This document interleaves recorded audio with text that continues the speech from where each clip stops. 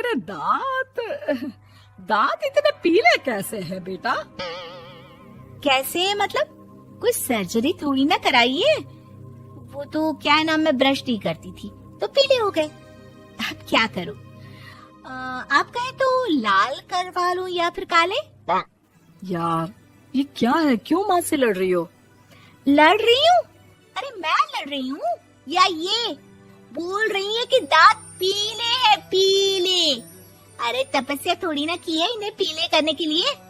बकायदा ब्रश नहीं किया है 20 साल तक, तब जाकर। छी, कैसी बात कर रही हो? ये उस वक्त तो पीले नहीं थे जब हम लोग तुम्हें देखने आए थे। अरे तब साफ करवा लिया होगा डेंटिस्ट के पास जाकर।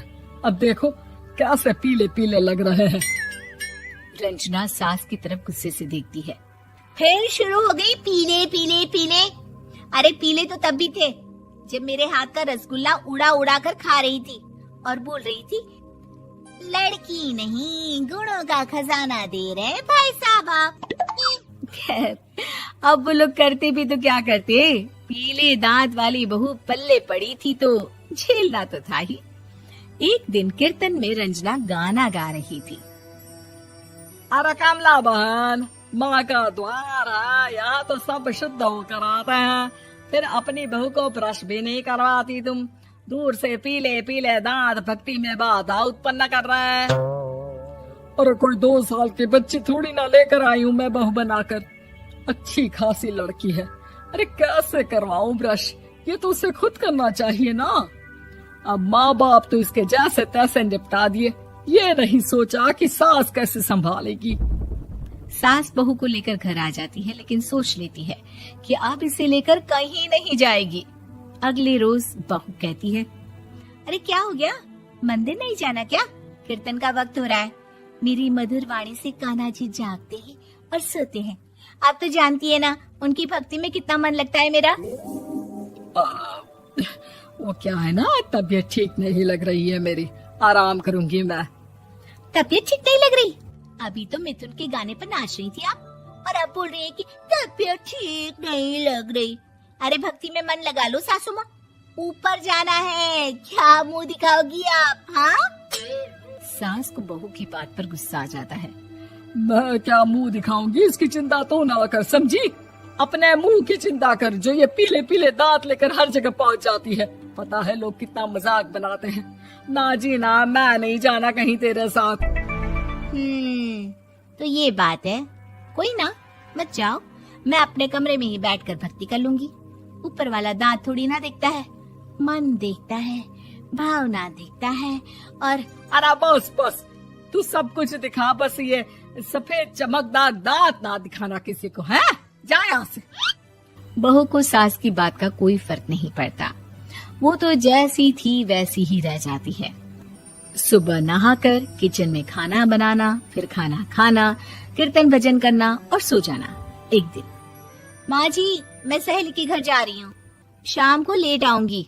हाँ हाँ तो जाना, मैंने कौन सा तेरी आरती करनी है घर पर बैठकर।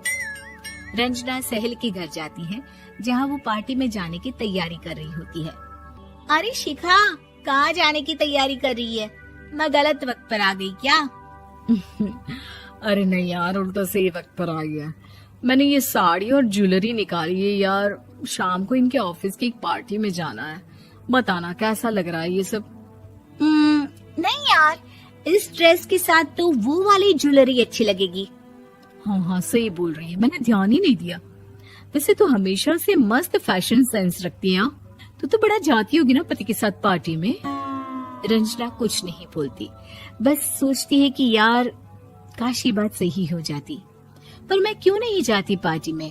क्या इन लोगों की कोई पार्टी होती नहीं होगी? रंजना घर आती है और रात में पति से सवाल करती है, एक बात बताइए, आप मुझे किसी पार्टी में क्यों नहीं ले जाते? क्या आपकी यहाँ ऑफिस में पार्टी नहीं होती? पति बेचारा क्या कहता कि दांत पीले हैं तुम्हारे इसलिए। अरे कोई पार्टी होती नहीं हम लोगों के ऑफिस में, तो कहाँ से लेकर जाऊं? और मार्केट, मॉल, कहीं वीकेंड घूमना, कहीं तो। अरे यार सारे हफ्ते में एक छुट्टी मिलती है, तो सोचता हूँ कि आराम ही कर लूं। क्यों? रंजना मन मार के रह जाती है। पहले कभी सास के साथ मंदिर जाया करती थी, लेकिन वो भी सास ने ले जाना बंद कर दिया। घर बैठी बैठी रंजना बोर हो जाती है। तभी उसे आइडिया आता है और वो मायके जाने का सोचती है।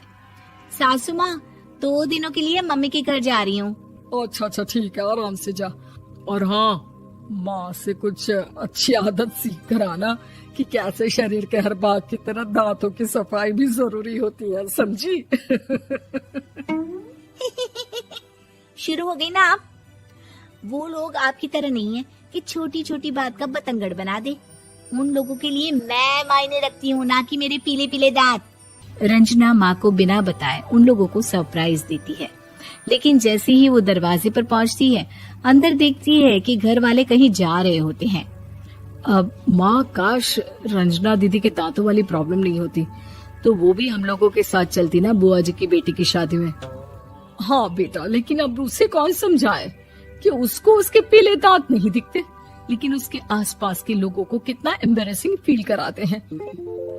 मुझे तो कितनी बार उसके स्कूल की टीचर ने शिकायत की कि उसके साथ कोई लड़की बैठना भी नहीं चाहती, और ना ही कॉलेज में कोई उससे बात करना चाहता था। लेकिन पता नहीं क्यों उसे ये बात समझ में ही नहीं आती। कोई कमी नहीं है उस लड़की में, बस यही कि दांत पीले हैं। वो तो भला हो जीजा जी और उनकी माँ का, जो दीदी को जैसी है वैसे ही रखा हुआ है। रंजना को अपने घर वालों की बात सुनकर बहुत दुख होता है। वो सोचती है कि वो क्या करे, लेकिन फिर वो सीधा डेंटिस्ट के पास जाती है, अपने दांत चमकाती है और कसम खाती है कि वो रोज ब्रश करेगी।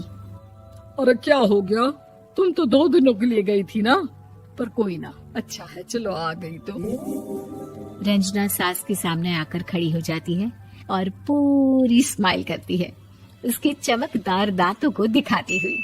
हैं? चले मंदिर।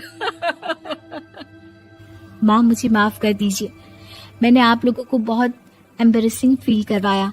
मैं आज से रोज ब्रश करूंगी।